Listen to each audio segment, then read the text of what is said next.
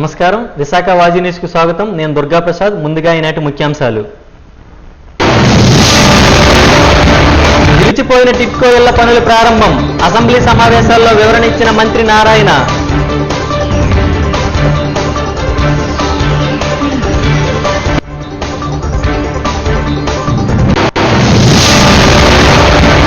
శాసన మండలి సమావేశాల్లో గందరగోళం. సభను వాయిదా వేసిన చైర్మన్.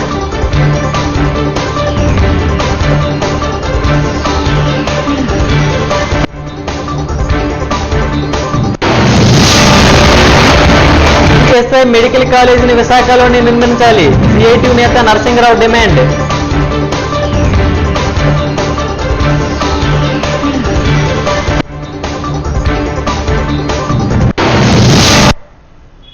ఇక డీటెయిల్స్ చూద్దాం.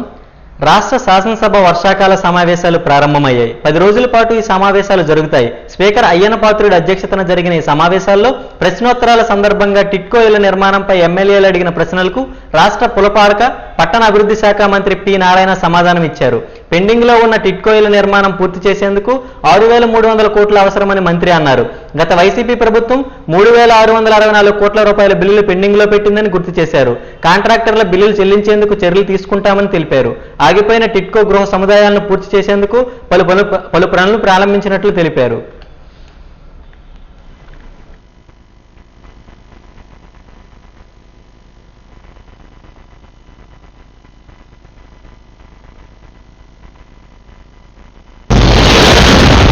రాష్ట్రంలో ఈ అమృత 1.0 కింద 2,559 కోట్లు 2014-19లో అప్పుడు శాంక్షన్ చేసింది అధ్యక్ష.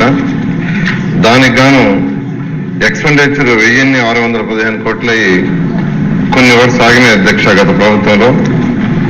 అమృత్ 2.0 6,524 కోట్లు కేంద్ర ప్రభుత్వం యాక్చువల్ గా ప్రాజెక్ట్ శాంక్షన్ చేస్తే దానికి మ్యాచింగ్ ఫండ్ గత ప్రభుత్వం యొక్క ఆ వర్క్స్ అన్ని ఆగిపోయిన అధ్యక్ష. అదేవిధంగా ఏషియన్ ఇన్ఫ్రాస్ట్రక్చర్ ఇన్వెస్ట్మెంట్ బ్యాంక్ ద్వారా ఆ రోజు యాక్చువల్గా 5,350 కోట్లు 2019 ఫిబ్రవరిలో శాంక్షన్ చేస్తే దానికి గత ప్రభుత్వం మ్యాచింగ్ ఫండ్ ఇక ఆ మొత్తం ఆగిపోయింది. మొన్న జూన్కి అది ఎక్స్పైర్ కూడా అయిపోతే మళ్ళా దాన్ని రివైజ్ చేయించారు అధ్యక్ష. ఇప్పుడు అది రివైజ్ అయింది. అంతేకాకుండా అర్బన్ ఇన్ఫ్రాస్ట్రక్చర్ డెవలప్మెంట్ ఫండ్ దాని కింద 2,842 కోట్లు యాక్చువల్ గా మళ్ళీ శాంక్షన్ చేశారు అధ్యక్ష. ఇది కాకుండా విశాఖపట్నం జీవీఎంఎస్ కి 595 కోట్లు రీసెంట్ గా ఒక ప్రాజెక్ట్ శాంక్షన్ చేశారు అధ్యక్ష. వీటిల్లో ఏషియన్ ఇన్ఫ్రాస్ట్రక్చర్ ఇన్వెస్ట్మెంట్ బ్యాంకు టెండర్లు పిలిచాము. అక్టోబర్ 13వ తేదీ యాక్చువల్ గా అది ఓపెన్ చేస్తున్నారు. అదేవిధంగా ఈ అమృత్ 2.0 ఏదైతే 6,524 కోట్లు ఉందో అది ఈరోజు యాక్చువల్ ఈవినింగ్ క్యాబినెట్ లో పెడుతున్నారు అధ్యక్ష. క్యాబినెట్ లో అప్రూవ్ అయితే వెంటనే దాన్ని కూడా టెండర్లు పిలిచి రాష్ట్రంలో మొత్తం 8,57,966 కనెక్షన్స్ కి యాక్చువల్ గా డ్రింకింగ్ వాటర్, సర్ఫేస్ వాటర్ ఇచ్చే విధంగా యాక్చువల్ గా ప్లాన్ చేశాం అధ్యక్ష. అయితే ఈరోజు రాష్ట్రంలో మొత్తం 39,91,225 హౌసెస్ ఉన్నాయి. దాంట్లో 25,63,593 హౌసెస్ కి కనెక్షన్ ఉంది. ఈ ప్రాజెక్ట్స్ అన్ని కంప్లీట్ అయిపోతే రాబోయే 2-3 సంవత్సరాలు కంప్లీట్ అవుతాం. ఈ కంప్లీట్ అయితే 8,57,966 హౌసెస్ పూర్తవుతుంది. కొంచెం ఈ 2,68,000 మందికి సంబంధించిన ఇష్యూ అధ్యక్ష. కొంచెం దయచేసి తమరు కూడా కొంచెం సహకరించాలి అధ్యక్ష. టిట్కో 2017లో టిట్కో గృహాల నిమిత్తం లబ్ధిదారుల నుంచి మొత్తాలని వసూలు చేసినప్పటికీ నిర్మాణం ఇంకా పూర్తి కాలేదన్న విషయం మీకు తెలుసా అంటే మంత్రివర్యులు ఇచ్చింది అవునండి అని ఇచ్చారు సార్. అట్లాగే ఇల్లు ఎప్పటికీ కంప్లీట్ చేసిస్తారంటే జూన్ 2026 కల్లా కంప్లీట్ చేస్తామని చెప్పారు సార్. కనీసము జూన్ 2026కి మీరు కంప్లీట్ చేస్తామని చెప్పినందుకు మీకు ధన్యవాదములు మీ ద్వారా తెలియజేసుకుంటున్నాను అధ్యక్ష. అట్లాగే అధ్యక్ష 2022 అక్టోబర్లో ఇల్లు కంప్లీట్ చేసేసి టిట్కో ఇల్లు కంప్లీట్ చేసిన వాళ్ళకి కూడా పేమెంట్లు ఇవ్వలేదండి. అరే పనులు చేసిన వాళ్ళకి 2022లో అక్టోబర్లో హ్యాండ్ ఓవర్ చేసేసి లబ్ధిదారులు కూడా దిగిపోయి సత్యనారాయణపురము, పరవాడ, రాతి చెరువు, అగనంపూడి ఈ ప్లేసెస్ లో చేసేసిన వాళ్ళకి కూడా పేమెంట్ ఇవ్వకపోతే ఎంత దారుణం అనేది ఒకసారి తమరు తమరి ద్వారా గౌరవ మంత్రివర్యులను కోరుతున్నాను అధ్యక్ష. CGRF camp court Visakha AP, EP, DCL విద్యుత్ వినియోగదారుల సమస్యల పరిష్కారం కోసం విశాఖపట్నం జోన్ 1 పెదవాల్తేరులో సెక్షన్లో సీజీఆర్ఎఫ్ క్యాంప్ కోర్టును నిర్వహించింది. ఉదయం 10:30 నుంచి మధ్యాహ్నం 1 వరకు జరిగిన ఈ సమస్యల పరిష్కార వేదికలో వినియోగదారులు నేరుగా పాల్గొన్నారు. విద్యుత్ సరఫరాలో అంతరాయాలు, హెచ్చుతగ్గులు, బిల్లుల సమస్యలు, కొత్త సర్వీసుల జారీలో జాప్యం, పేరు మార్పిడి, విద్యుత్ సరఫరా పునరుద్ధరణలో జాప్యం, ట్రాన్స్ఫార్మర్ల మార్పిడి తదితర విద్యుత్ సంబంధిత సమస్యలపై ఫిర్యాదులను సీజీఆర్ఎఫ్ కమిటీకి నివేదించారు. కమిటీ వాటిని పరిశీలించి పరిష్కారం సూచించింది.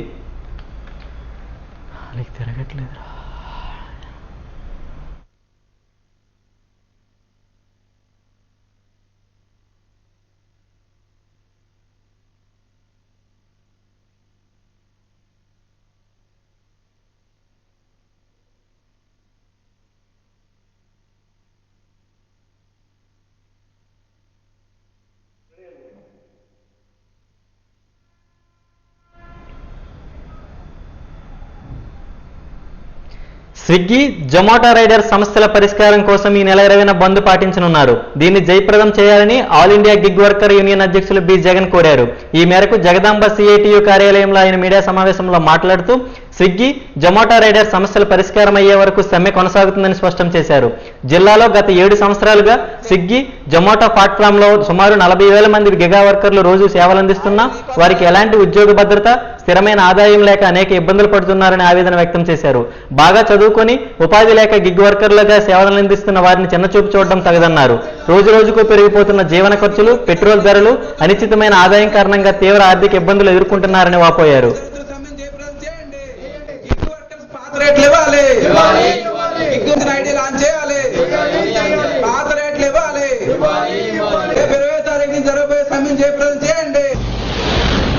ఈ నెల 20వ తేదీ నుంచి జొమాటో, స్విగ్గీ, ఇన్స్టామార్ట్ పనిచేస్తున్న గిగ్ వర్కర్స్ అందరూ కూడా సమ్మెలోకి వెళ్తున్నాం. సమ్మెలోకి వెళ్ళడానికి కారణం ఏంటంటే ఇప్పటికే గత 6 నెలల నుంచి జొమాటో, స్విగ్గీ యాజమాన్యాలకి వినతులు ఇచ్చాం. కనీసం గత లాస్ట్ ఇయర్ నవంబర్ నాటికి ఉండే రేట్లు ఇమ్మని చెప్పేసి ఈరోజు వినతి పత్రాలు ఇచ్చాం.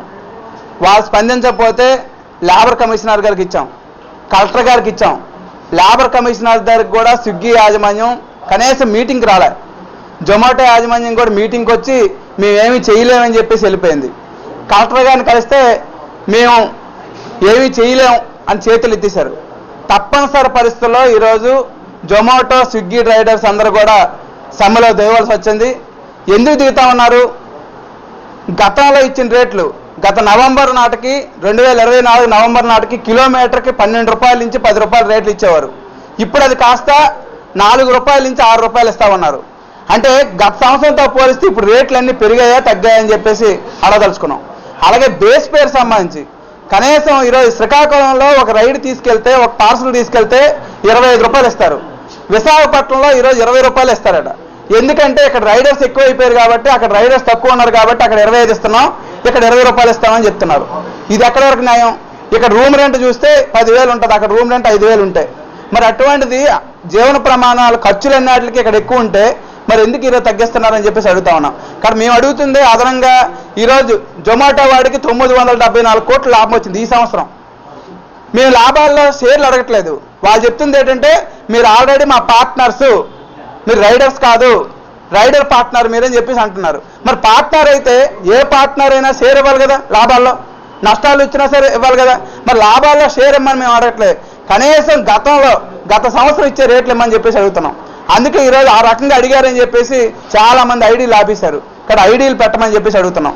రెండో పక్కన ఏమంటారు, గిగ్ వర్కర్స్ అంటారు. గిగ్ వర్కర్స్ అంటే 1 గంట నాకు పని చేయాలంటే పని చేయొచ్చు, లేదా ఆగిపోవచ్చు. దీని అర్థం అది. మరి అటువంటి దానికి ఈరోజు ఇన్సెంటివ్ అని చెప్పేసి తప్పనిసరిగా పీక్ టైంలో అంటే లంచ్ టైంలో చేయాలి, డిన్నర్ టైంలో చేయాలి. అంటే 12 గంటల సేపు మేము పని చేస్తే తప్ప నీకు ఆల్రెడీ ఇన్సెంటివ్ ఇవ్వం. ఇన్సెంటివ్ ఎంత ఇస్తున్నారు? 175 రూపాయలు ఇస్తున్నారు. కానీ ఆ 175 రూపాయలకి తప్పనిసరిగా మీరు 2 పీక్ టైంలో చేయాలని చెప్పేసి కండిషన్ పెడతా ఉన్నారు. మరి అటువంటిది మీరు ఏం చెప్తున్నారు? ఎటువంటి షరతులు లేదు, ఎప్పుడు కావాలంటే అప్పుడు చేసుకోవచ్చు, ఎప్పుడు కావాలంటే అప్పుడు మూసి వచ్చి ఆపు అని చెప్పిన వాళ్ళు ఈ షరతులు పెట్టడం సరైనది కాదు. అందుకని చెప్పేసి ఇప్పటికే ఆల్రెడీ జిల్లా కలెక్టర్ని కలిసాం, అధికారులు కలిసాం, ఎవరూ జోక్యం చేసుకోలేదు. కాబట్టి మేము రేపు శనివారం నుంచి స్ట్రైక్లోకి వెళ్తా ఉన్నాం. దీనికి విశాఖపట్నం నుండి అన్ని సంఘాలు ఇప్పటికే మద్దతు ఇచ్చున్నాయి. మేము అడగదలుచుకుంది ఓన్లీ స్ట్రైక్ చేయడం ఒకటే కాదు, సోమవారం నాడు 22వ తారీఖున చెలో కలెక్టరేట్ కార్యక్రమం పెడతా ఉన్నాం. బుధవారం నాడు ఎమ్మెల్యే ఆఫీసులు అన్ని దగ్గరలో కూడా ముట్టడి చేయబోతా ఉన్నాం. ఇదేదో విశాఖపట్నంలో స్టార్ట్ అయిన ఈ ఉద్యమం ఇక్కడ 40,000 మంది మాత్రమే గిగ్ వర్కర్స్ ఉన్నారు. ఇది విశాఖపట్నం పరిమితి కావట్లేదు.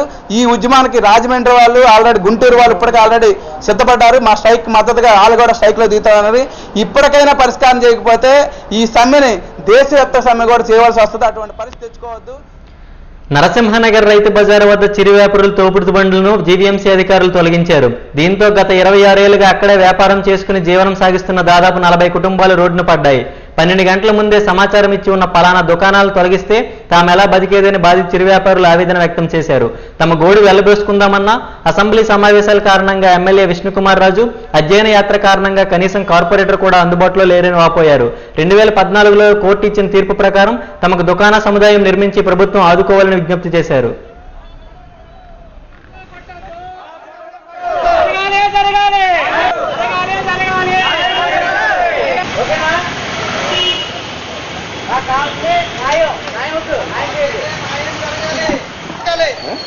గవర్నమెంట్ మాకు కూడా సమాధానం చెప్పాలి.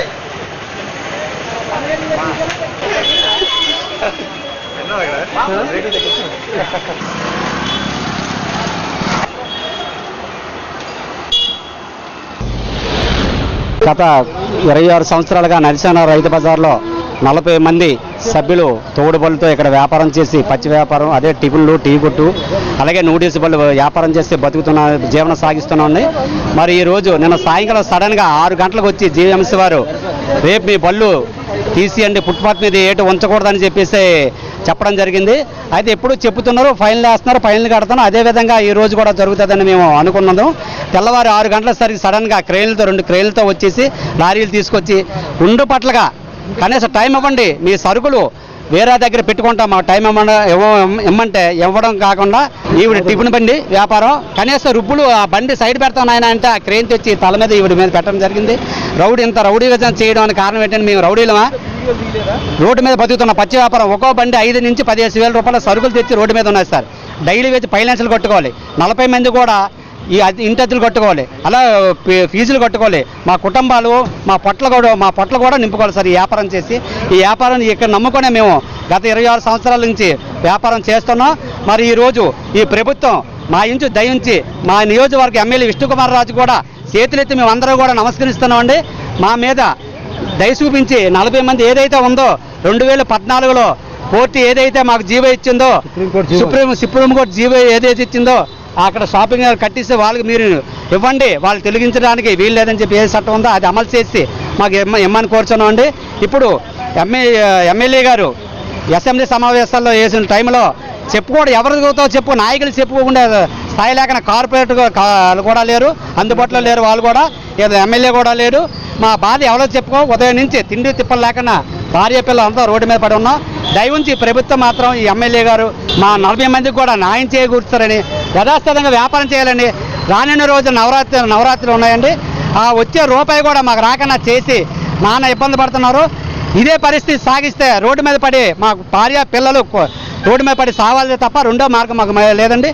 ఈ టీవీ ద్వారా మాకు ఈ ప్రభుత్వం న్యాయం చేకూరుస్తుందని కోరుచున్నామండి. చెప్పారు కదా, ఇక్కడ మా మామయ్య గారు 40 సంవత్సరాల నుంచి వ్యాపారం అండి. మాది ఆ వ్యాపారం మీద మేము బతుకుతున్నామండి, మేము నడుపుకుంటున్నాం. మా మామయ్య గారు చనిపోయారు, మా ఆయన గారు చనిపోయారండి. మేము ఇక్కడే వ్యాపారం చేసుకుంటున్నామండి, చిన్న పిల్లలతో ఉన్నామండి. ఇప్పుడు మమ్మల్ని రోడ్డును పడేశారండి. మా పరిస్థితి ఏంటో కొంత ప్రభుత్వానికి మీరే తెలియజేయాలండి. మాకు ఏదైనా సాయం, ఇక్కడ వ్యాపారం లేదని మరో చోట వ్యాపారం మాకు ఎక్కడైనా పెట్టించాలి కదండి. మాకు దారి చూపించి ఈ దారి మూసేయాలి, కానీ దారి లేకుండా ఈ దారి మూసేస్తే మేము ఎలా బతుకుతామండి? మమ్మల్ని కొంచెం అర్థం చేసుకుని మా బాధలు కొంచెం మీరు ప్రభుత్వానికి తీసుకెళ్తారని మేము చెప్తున్నామండి, అంతకన్నా ఏం లేదు. మాకు న్యాయం జరగాలండి. ఏపీ వర్షాకాలం శాసనసభ సమావేశాలతో పాటు శాసన మండలి సమావేశాలు కూడా ప్రారంభమయ్యాయి. మండలి చైర్మన్ మోసేన రాజు అధ్యక్షతన జరిగిన ఈ సమావేశాల్లో యూరియా అంశంపై చర్చకు పట్టుబడుతూ వైసీపీ సభ్యులు తీర్మానం ఇచ్చారు. దాన్ని చైర్మన్ తోసిపుచ్చారు. వైసీపీ సభ్యులు చర్చ జరగాల్సిందే అంటూ పట్టుబట్టి శాంతించకపోవడంతో సభను 10 నిమిషాల పాటు వాయిదా వేశారు. తిరిగి సమావేశం ప్రారంభమయ్యాక మంత్రి అచ్చెన్నాయుడు, ప్రతిపక్ష నేత బొత్స సత్యనారాయణ మధ్య వాదోపవాదాలు జరిగాయి.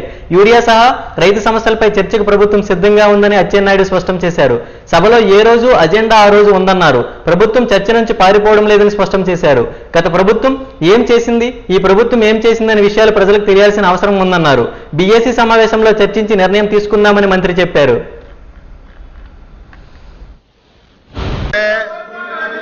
వాళ్ళు అడగకముందే రెస్పాండ్ అయ్యాను అధ్యక్ష, వాళ్ళు అడగకముందే రెస్పాండ్ అయ్యాను. ఈరోజు రెడీగా ఉన్నాము. ఈ ఇష్యూ మీద డిస్కస్ చేయడానికి ప్రభుత్వం సిద్ధంగా ఉంది. ప్రభుత్వానికి కూడా అవసరము. యూరియా కానీ వ్యవసాయ ఉత్పత్తుల మీద కానీ ప్రభుత్వం ఏ నిర్ణయాలు తీసుకుంది, ఏ విధంగా ఈ రాష్ట్రంలో రైతులకు ఆదుకుందనే విషయం చెల్లవలసినటువంటి అవసరం ఉంది. కాబట్టి మీకు ముందుగా చెప్పాను అధ్యక్ష, మీరు ఎప్పుడు సమయం ఇస్తప్పుడు చర్చించడానికి, డిస్కస్ చేయడానికి ప్రభుత్వం సిద్ధంగా ఉందని మీ ద్వారా సభ్యులకు తెలియజేస్తున్నాను. కూడా ఉంది, నేనేం పారిపోవటం లేదు, ప్రభుత్వం పారిపోవటం. ఈ చర్చ జరగాలి, వాస్తవాలు రాష్ట్ర రైతాంగానికి తెలియజేయాలి. గత ప్రభుత్వాలు ఏం చేశాయి, ఈ ప్రభుత్వం ఏం చేసింది, ఎందుకు ఈ సమస్య వచ్చింది, ఈ సమస్య పరిష్కరించడానికి ప్రభుత్వం ఏ నిర్ణయాలు తీసుకుంది, ఇప్పుడు ఉన్నటువంటి పరిస్థితి ఏంటనేది ఈ రాష్ట్రంలో ఉన్నటువంటి ప్రజలకి, రైతాంగానికి తెలియచేయవలసినటువంటి బాధ్యత గల ప్రభుత్వంగా మా మీద ఉంది. మేము సిద్ధంగా ఉన్నాము. ఇది అయిన తర్వాత బీఏసీ మీటింగ్ పెడతారు. మీరు సమయం ఇవ్వండి. స్టేట్మెంట్ ఇవ్వమంటే స్టేట్మెంట్ ఇస్తాను. ఒకవేళ డిస్కషన్ పెడితే డిస్కషన్ మీకు సమాధానం చెప్తాను. వాస్తవాలు రైతులకు తెలియచేయాలి. యూరియా సమస్య, యూరియా వాడకం, దాని పరిస్థితులన్నీ రైతులకు అవగాహన కూడా రావాలి. ఈ సభ ద్వారా చెప్తే రైతులకు కనీసం అవగాహన వస్తుందని భావిస్తున్నాను. నేను అన్నింటికీ సిద్ధంగా ఉన్నాను. ఈ సంవత్సరం 14 మాసాలు ఈ రాష్ట్రంలో పంటలకి ధరలు వచ్చేటప్పుడు, ధరలు పడిపోయేటప్పుడు ఈ ప్రభుత్వం ఏ విధంగా ఆదుకుంది, ఎంత సహాయం అన్ని చెప్పడానికి నేను సిద్ధంగా ఉన్నాను. సమయం కేటాయించమని చెప్తున్నాను. పరిస్థితుల్లో మంత్రి గారు ఇప్పుడు మేము తయారుగా ఉంది, ప్రభుత్వం తయారుగా ఉన్నప్పుడు ఇప్పుడు చర్చించవచ్చు కదా. బిజినెస్ అంతా పోస్ట్పోన్ చేసి యూరియా మీద చర్చించమని అధ్యక్ష. ఎందుకు మళ్ళీ దానికి రేపు ఎల్లుండు అవతలాడు ఎందుకు అధ్యక్ష? రాష్ట్రంలో రైతాంగం అంతా కూడా ఎదురు చూస్తున్నారు. మాకు యూరియా కావాలి, పంట పండాలి, 10 కాలాల పాటు చల్లగా ఉండాలి అని కోరుకుంటున్నారు. అందుకే మేము అడుగుతున్నాం తప్ప మాకేమీ ప్రత్యేకమైన ఇది కాదు అధ్యక్ష. రైతాంగం తరఫున ఇంత మా అచ్చెన్నాయుడు గారు మంత్రి గారు వచ్చి మరి సుదీర్ఘమైన అంశాలు చెప్తున్నారు కదా, అదే చెప్పనండి చర్చలో, అదే చెప్పనండి. మరి ఇంకెందుకు చర్చలో చెప్పనండి? మళ్ళీ రేపటి వరకు ఎందుకు వాయిదా? దేనికి వాయిదా అవసరం ఏంటి? బీఎస్సీలో తీసుకుందాం నిర్ణయం. మీరు అడిగిన దానికి మంత్రి గారు రైతాంగం ఎంతో అత్యవసరమైన సమస్య అధ్యక్ష. ఇది రైతులంతా ఇబ్బంది పడుతున్నారు అధ్యక్ష. బయటని మాకేమీ వ్యక్తిగతమైన అంశం కాదు అధ్యక్ష, ఇది రాజకీయ ఉద్దేశం కాదు అధ్యక్ష. గత ఏపీ అసెంబ్లీ సమావేశాలు 10 రోజుల పాటు నిర్వహించాలని స్పీకర్ అయ్యన్న పాత్రుడి అధ్యక్షతన జరిగిన బీఏసీ సమావేశంలో నిర్ణయించారు. ఈ నెల 30 వరకు అసెంబ్లీ సమావేశాలు జరుగుతాయని, 20, 21, 28 తేదీల్లో సెలవుల కారణంగా సమావేశాలు జరగవని తెలిపారు. కాగా రోజు ఉదయం 10 నుంచి సాయంత్రం 5 గంటల వరకు సభ జరపాలని నిర్ణయించారు. సభలో చర్చించేందుకు 18 అంశాలను టీడీపీ, 9 అంశాలను బీజేపీ ప్రతిపాదించాయి. క్వశ్చన్ అవర్తో పాటు 0 అవర్లోనూ విధిగా మంత్రులు ఉండాలని సీఎం చంద్రబాబు ఆదేశించారు.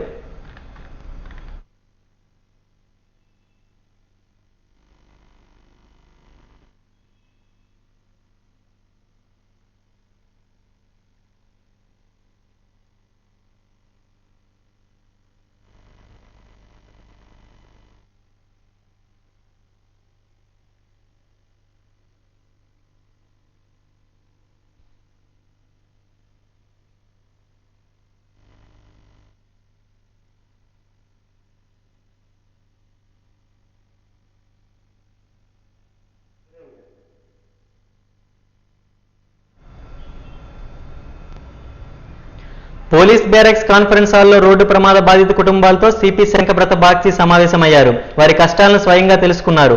బాధిత కుటుంబ సభ్యులకు పరిహారం అందజేశారు. దీనికి వారంతా సిపికి, పోలీసులకు మీడియా ద్వారా కృతజ్ఞతలు తెలిపారు. రోడ్డు ప్రమాదాల కారణంగా ఏ విధంగా తాము నష్టపోయింది వివరించారు. ఈ సందర్భంగా సిపి మాట్లాడుతూ దేశంలోనే మొదటిసారిగా గత ఏడాది డిసెంబర్ 8న road traffic accident victim assistance సెంటర్ను ఏర్పాటు చేసినట్లు తెలిపారు. ఈ సెంటర్ ద్వారా గుర్తు తెలియని వాహనం ద్వారా జరిగే రోడ్డు ప్రమాదాల్లో బాధితులు లేదా బాధిత కుటుంబీకులు ప్రభుత్వం కల్పించే ఆర్థిక పరిహారం వారి అకౌంట్లో జమ అయ్యేంత వరకు అవసరమైన సహాయ సహకారాలు అందజేస్తున్నట్లు చెప్పారు. 2022 నుంచి ఇప్పటి వరకు పరిహారం తీసుకున్న బాధిత కుటుంబాల సభ్యులు 79 మంది ఉన్నారని, వారు ఇప్పటి వరకు 50 లక్షల పరిహారం అందజేసినట్లు తెలిపారు.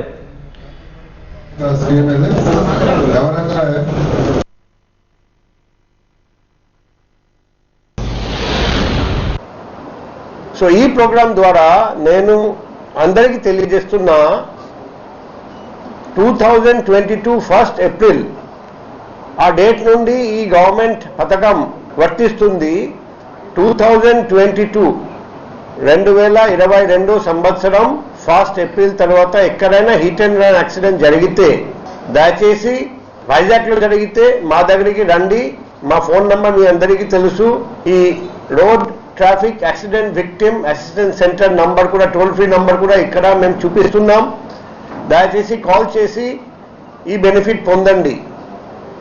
అండ్ ఆంధ్రప్రదేశ్లో మిగిలిన జిల్లాలో కూడా ఇటువంటి ప్రాబ్లం ఉంటే మీ జిల్లా ఎస్పీ, జిల్లా కలెక్టర్ దగ్గరికి పోయి రిక్వెస్ట్ చేయాలి ఈ డబ్బు కోసం. ఎందుకంటే చాలా మందికి తెలియదు, అందుకే వాళ్ళకి ఈ డబ్బు రావట్లేదు. ఈ డబ్బు డైరెక్ట్గా మీ అకౌంట్కి క్రెడిట్ అవుతుంది. ఇంకొక ముఖ్యమైన విషయం ఈరోజు మేము మీకు తెలియజేస్తున్నాం. ఇంకొక ప్రోగ్రాం కూడా త్వరలో మేము చేయబోతున్నాం. రోడ్ ప్రమాదం జరిగింది, ఎవరు చేశారు మాకు తెలియదు. అది వచ్చేసి హిట్ అండ్ రన్. ఆ హిట్ అండ్ రన్ విక్టిమ్స్ బాధితులకు చనిపోతే లీగల్ ఎయిడ్కి 2 లక్షలు, చనిపోకపోతే క్షతగాత్రులకు 50,000 చొప్పున గవర్నమెంట్ తరపున ఇవ్వడం జరుగుతుంది. కానీ వెహికల్ దొరికింది, అప్పుడు motor vehicle accident claims tribunal MACTలో NBOP కేసెస్ ఫైల్ చేయాల్సి వస్తుంది. ఆ NBOP కేసు ఫైల్ చేయాలంటే డాక్యుమెంట్స్ కావాలి, పోలీస్ నుండి డాక్యుమెంట్ కావాలి, ఇంకా రకరకాల డాక్యుమెంట్స్ కావాలి. ఆ డాక్యుమెంట్స్ సేకరించిన తర్వాత కోర్టు చుట్టూ తిరగాలి. ఇప్పుడు మనిషి చనిపోయారు, పిల్లలు చిన్న చిన్న పిల్లలు, వాళ్ళ అమ్మ కోర్టు చుట్టూ తిరగాల, లేకపోతే పిల్లల్ని పోషించాలా. సో అందుకే కోర్టు చుట్టూ తిరగలేరు, ఆ డాక్యుమెంట్ సాధించలేరు, అందుకే కేసు పెట్టలేరు, అందుకే అమౌంట్ కూడా వాళ్లకు రావట్లేదు. అప్పుడప్పుడు ఎప్పుడో జరిగింది ప్రమాదం, ఇంతవరకు కేసు ఫైల్ చేయలేదు. సో ఈ సెంటర్ స్థాపించిన తర్వాత మేము ఇటువంటి 9,000 కంటే ఎక్కువ ప్రమాదాలు జరిగినా ఆ కేసెస్ మాత్రం ఫైల్ చేయలేకపోయారని మేము గుర్తించాము. నాకు 2022 డిసెంబర్ 19 దాచేపల్లి హైవే దగ్గర మోటార్ సైకిల్ మీద వెళ్తుంటే వెనకతల నుంచి బుల్లెట్ హై స్పీడ్లో వచ్చి గుద్దుకొని వెళ్ళిపోవడం జరిగింది. నేను బుల్లెట్ మీద మనిషి కూడా కనిపించలేదు. నా వెహికల్ చాలా 100 మీటర్స్ డిస్టెన్స్ వెళ్ళిపోయి నేను రోడ్డు మీద ఏ పొజిషన్లో బండి ఉన్నట్టు ఆ పొజిషన్లో పడిపోయాను. నాకు లెఫ్ట్ సైడ్ మక్క విరిగిపోయిందండి. అది సర్జరీ చేసి ప్లేట్లు స్టీల్ ఇప్పటికీ ఉన్నాయండి. అంటే డాక్టర్ తీయకూడదని అన్నారు. దానికి నాకు ఒక 3 lakhs వరకు ఖర్చు అయ్యింది. ఆ జరగకపోతే నేను పోలీస్ కంప్లైంట్ ఇచ్చారు, FIR తీసుకున్నారు హాస్పిటల్కి వచ్చి. ఆ తర్వాత ఇన్సూరెన్స్ క్లెయిమ్ చేసి ఇన్సూరెన్స్ వాళ్ళేమో మనిషి దొరకలేదు కాబట్టి రావడం అవ్వదని చెప్పి అన్నారు. అప్పుడు నాకు కోర్టు పోలీస్ వాళ్ళేమో వచ్చి నాకు సజెషన్ ఇచ్చారు, మీరు ఇది ఆల్రెడీ మాకు హెల్ప్ లైన్ విక్టిమ్ ద్వారానే మీకు డబ్బులు వస్తాయండి, మీరు అప్లై చేయండి అని చెప్పి చేయడం జరిగింది. అప్పుడు నేను మెడికల్ బిల్స్ అన్ని రిపోర్ట్స్ అన్ని పెట్టి సబ్మిట్ చేస్తే వాళ్ళు చెప్పారు మీకు ఒక 50,000 వరకు వస్తాయి, మీకు అంతా రాకపోయినా సరే చేశాను అన్నారండి.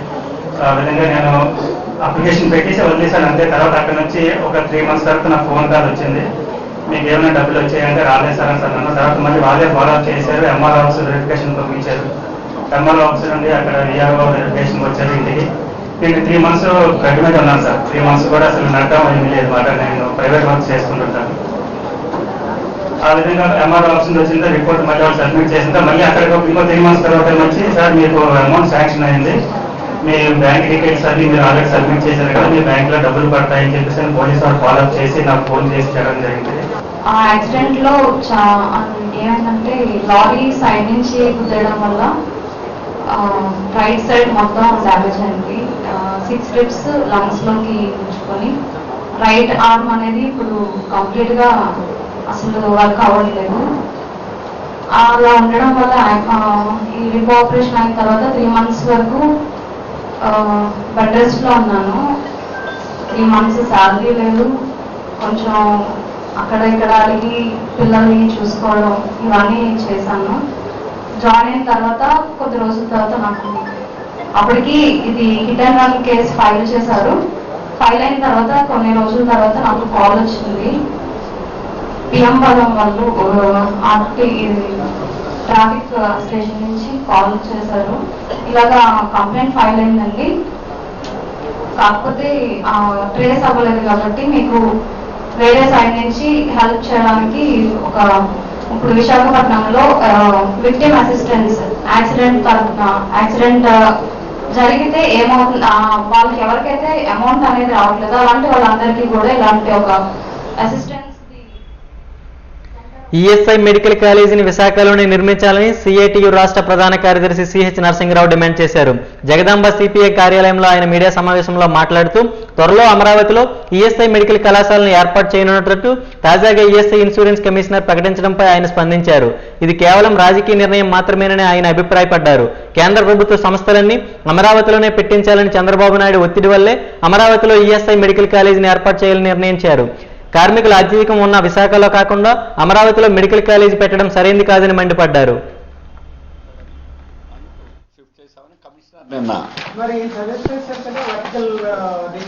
కార్మిక ఆరోగ్య బీమా సంస్థ ఈఎస్ఐ ఈరోజు ప్రపంచంలోనే కార్మిక వర్గం యొక్క ఆరోగ్యాన్ని పరీక్షించే వాటిలో ఒక మంచి సంస్థ. ఇది 1948 స్వాతంత్రం వచ్చిన వెంటనే ఒక చట్టం చేసి ఈ బీమా సంస్థని కార్మిక వర్గానికి వర్తించేటట్టుగా ఈ చట్టం వచ్చింది. ఈ కార్మికుల నుంచి డబ్బులు వసూలు చేస్తారు, యజమాని నుంచి డబ్బులు వసూలు చేస్తారు. రెండూ కలిపి కార్మికుల వైద్యం కోసం ఖర్చు పెడతారు. ఇప్పుడు ఆ డబ్బులు 1,10,000 కోట్లు ఉంది, డబ్బులు ఉన్నాయి. ఇటువంటి బీమా సంస్థ అట్లాగే కార్మికుల నుంచి వసూలు చేసే తక్కువ 200 రూపాయల లోపు ఉంటుంది. కానీ వారికి వచ్చేటువంటి సౌకర్యం అన్లిమిటెడ్. ఇప్పుడు క్యాన్సర్స్ పేషెంట్ లాంటి వాళ్ళు అయితే 40 లక్షలైనా 50 లక్షలు ఎంతైనా అన్లిమిటెడ్ యాక్ట్లో ఉన్నది. అది వైద్యానికి అలాగే కుటుంబానికి వర్తిస్తుంది. అది ఆ రకంగా కుటుంబంలో ఉన్న సభ్యులందరికీ వర్తిస్తుంది. మన రాష్ట్రంలో 14 లక్షల మంది ఉత్తరాంధ్రలో ఉన్నారు. హయ్యెస్ట్ నంబరు కార్మికుల కుటుంబాల సభ్యులు కలిపి 14 లక్షల మంది ఉన్నారు. అందుకని ఇక్కడ మల్కాపురంలో హిందుస్థాన్ షిప్ యార్డ్ కంటే మెరుగ్గా ఆ చుట్టూ పనిచేసేటువంటి కార్మికులకి ఈఎస్ఐ హాస్పిటల్ ఉండేది, 100 బెడ్డెడ్ హాస్పిటల్. దాన్ని ఇప్పుడు 400 పడకల హాస్పిటల్గా మార్చి శీలానగర్లో బిల్డింగ్ నిర్మాణం అవుతుంది, దాదాపు అయిపోవచ్చు. దానికి మెడికల్ కాలేజీ దీనికి అనుబంధంగా ఏర్పాటు చేయాలి. కానీ చంద్రబాబు నాయుడు గారు అమరావతి పిచ్చితో ఈరోజు దాన్ని అమరావతికి బదలాయించారు. ఇది అన్యాయం. పోర్ట్ హాస్పిటల్ ప్రైవేటీకరణ ఆపాలని సిఐటియు జిల్లా కార్యదర్శి బి జగన్ డిమాండ్ చేశారు. పోర్ట్ హాస్పిటల్ ప్రైవేటీకరణలో భాగంగా టెండర్స్ ఓపెన్ చేయాలన్న నిర్ణయాన్ని వ్యతిరేకిస్తూ పోర్ట్ చైర్మన్ కార్యాలయం వద్ద నిరసన తెలిపారు. ఈ సందర్భంగా జగన్ మాట్లాడుతూ పోర్ట్ హాస్పిటల్ ప్రైవేటీకరణకు ఓపెన్ చేయనున్న టెండర్స్ రద్దు చేయాలని డిమాండ్ చేశారు. పోర్ట్ హాస్పిటల్కి సంబంధించి ప్రభుత్వ నిర్ణయం పూర్తిగా ఉద్యోగుల హక్కులకు కాలరాసేదిగా, వారి కుటుంబాల ఆరోగ్య భద్రతను క్షీణింపజేసేదిగా ఉందని విమర్శించారు. విశాఖ పోర్ట్ లాభాల బాటలో నడుస్తున్నప్పటికీ హాస్పిటల్ను ప్రైవేటీకరించాలని చూస్తుండడం అత్యంత దుర్మార్గమని ఆవేదన వ్యక్తం చేశారు. ఇది కేవలం కార్మికులపై దాడి మాత్రమే కాకుండా ప్రజారంగ సంస్థలు నిర్వీర్యం చేసే ప్రయత్నమని విమర్శించారు. పోర్ట్ హాస్పిటల్ ప్రైవేట్ టెండర్ చేయాలి.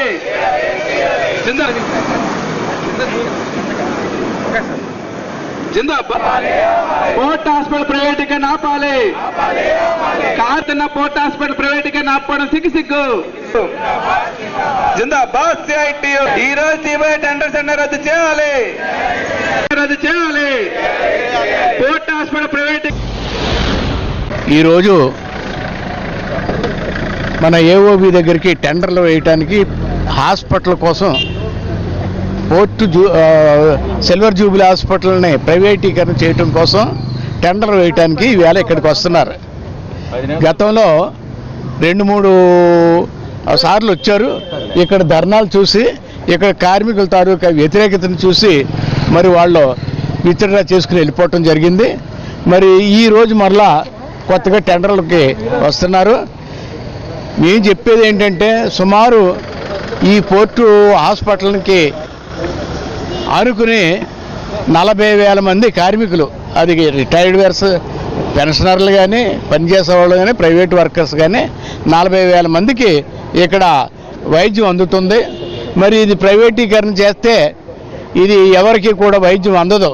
ఎందుకంటే ఈ హాస్పిటల్ అనేది ఇది ప్రభుత్వం సృష్టించింది కొంత అయితే కార్మికుల తాలూకు గతంలో ఉన్నటువంటి కార్మికులు సంపాదించిన సంపాదన మీద వచ్చిన బట్టి లెవీ మీద కట్టినటువంటి హాస్పిటల్ ఇవన్నీ ఈవేళ అర్ధాంతరంగా మరి ప్రైవేట్ వాళ్ళకి అప్పచెప్తామంటే ఇది ఒప్పుకునే ప్రసక్తి లేదు. ఇప్పటికే సిఐటి యూనియన్కి సంబంధించి సిఐటి యూనియన్లు 2 ఉన్నాయి ఇక్కడ ఈ పోర్టులో. ఈ 2 యూనియన్లు కలిపి సుమారు సంవత్సరం నుండి గేట్ దగ్గర హాస్పిటల్ గేట్ దగ్గర రోజువారీ అది తుఫాను వచ్చినా వర్షం వచ్చినా ఎండ వచ్చినా ఏమొచ్చినా అక్కడ దాన్ని నిరాహారదీక్ష అంటే రిలే నిరాహారదీక్ష చేస్తున్నారు అక్కడ. మరి దీన్ని అడ్డుకోవటం కోసం ఏ స్థితికైనా ఏ స్థాయికైనా వెళ్ళటానికి యూనియన్లు సిద్ధంగా ఉన్నాయి. మరి కాబట్టి మేము ఖచ్చితంగా దీన్ని ఎదుర్కొనే ఏ రూపానైనా మేము ఎదుర్కోవటానికి సిద్ధంగా ఉన్నామని ఈ సభామూలకంగా మీకు తెలియజేస్తున్నాను. గత సంవత్సరం నుంచి విశాఖపట్నం పోర్ట్ హాస్పిటల్ ప్రైవేటీకరణకు వ్యతిరేకంగా పోట్లాట జరుగుతూ ఉంది. అనేక నిరసన కార్యక్రమాలు జరుగుతూ ఉన్నాయి. చైర్మన్ గారు స్పష్టమైన హామీ ఇచ్చారు పోర్ట్ హాస్పిటల్ ప్రైవేటీకరణ చేయమని చెప్పేసి. అయినా పైనుంచి కేంద్ర ప్రభుత్వం మోడీ ప్రభుత్వం తప్పనిసరిగా ఈరోజు హాస్పిటల్ ప్రైవేట్ వాళ్ళకి ఇవ్వాలని చెప్పేసి 10 సార్లు ప్రయత్నం చేస్తూ ఉంది. దానికి పెట్టే పెట్టుబడి ఓన్లీ 200 కోట్ల రూపాయలు. అంటే 1 సంవత్సరం పాటు ఈరోజు సోషల్ రెస్పాన్సిబిలిటీ కింద ఇచ్చిన సిఎస్ఆర్ నిధులు చూసుకునేటప్పుడు ఈరోజు విశాఖపట్నం పోర్టు అంతకంటే ఎక్కువేస్తూ ఉంది. కనీసం సిఎస్ఆర్ నిధుల నుంచి కూడా అభివృద్ధి చేయొచ్చు అని చెప్పేసి ఈరోజు సిఐటి యూనియన్ కోరుతా ఉంది. వాజినీస్ ముగించే ముందు ముఖ్యాంశాలు మరొకసారి. నిలిచిపోయిన టిట్కో ఇళ్ల పనుల ప్రారంభం, అసెంబ్లీ సమావేశాల్లో వివరణ ఇచ్చిన మంత్రి నారాయణ.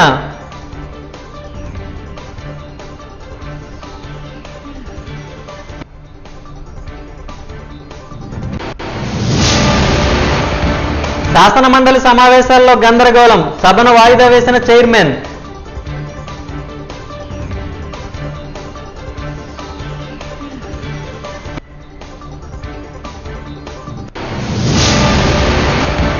ఈఎస్ఐ మెడికల్ కాలేజీని విశాఖలోనే నిర్మించాలి, సిఐటియు నేత నరసింగరావు డిమాండ్.